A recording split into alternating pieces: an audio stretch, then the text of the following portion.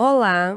Olha, vamos direto aos assuntos que estão fervendo na política brasileira, né? A Procuradoria-Geral da República, PGR, resolveu reabrir aquela investigação sobre a suposta interferência do Jair Bolsonaro na Polícia Federal, aquela história da saída do Sérgio Moro lá em 2020. Pois é, parece que voltou. Exatamente. E essa notícia, ela surge num momento curioso, né?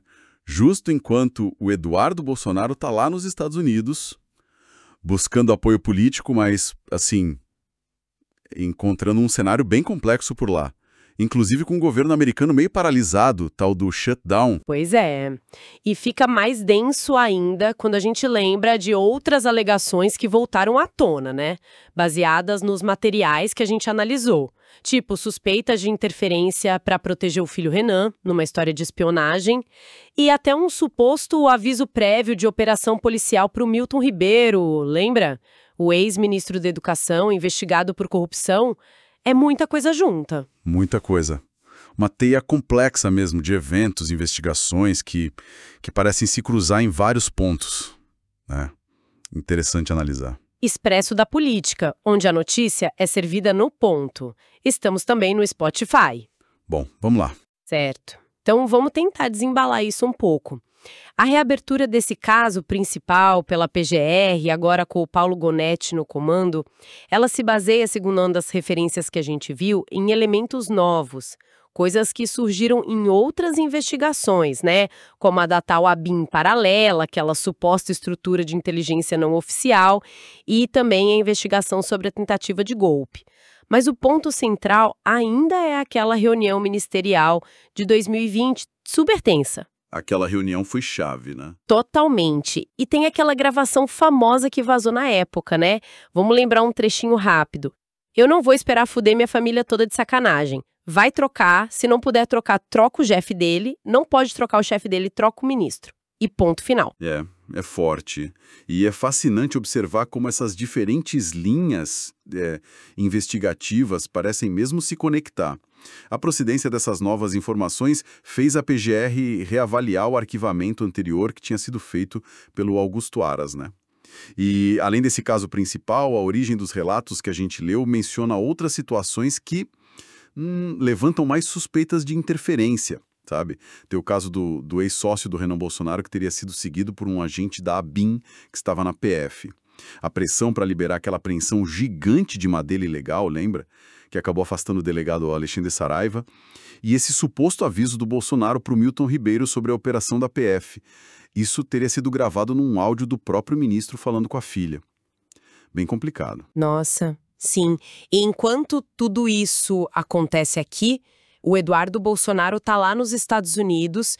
Ele até comemorou umas declarações de um representante americano culpando o judiciário brasileiro por tarifas e tal. Mas logo depois, num vídeo dele mesmo, ele meio que muda o tom, né? Diz que quem vai negociar direto com o Brasil é o senador Marco Rubio, uma figura mais política, e não a equipe comercial ou aqueles críticos que ele tinha citado antes.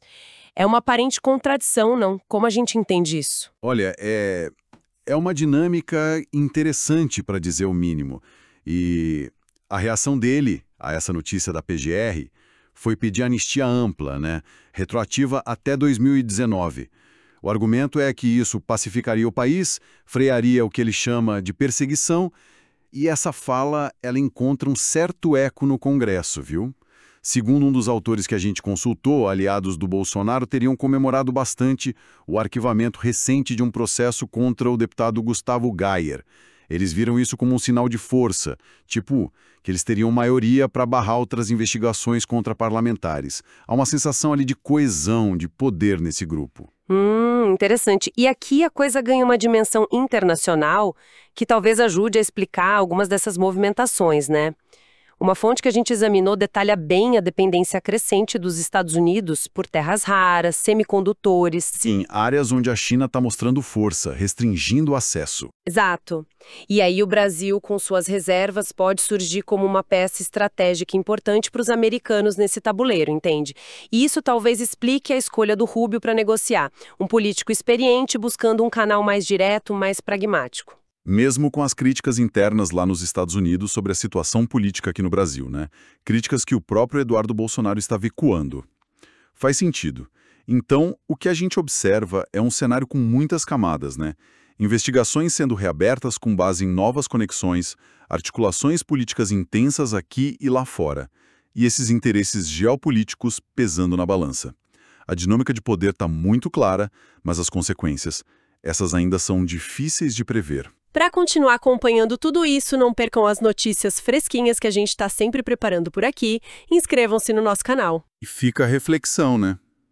Pensando em todo esse contexto, até que ponto essas manobras políticas e as necessidades geopolíticas acabam se sobrepondo ou influenciando as investigações institucionais que estão em curso.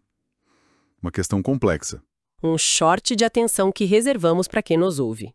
Dê um gostou e comente.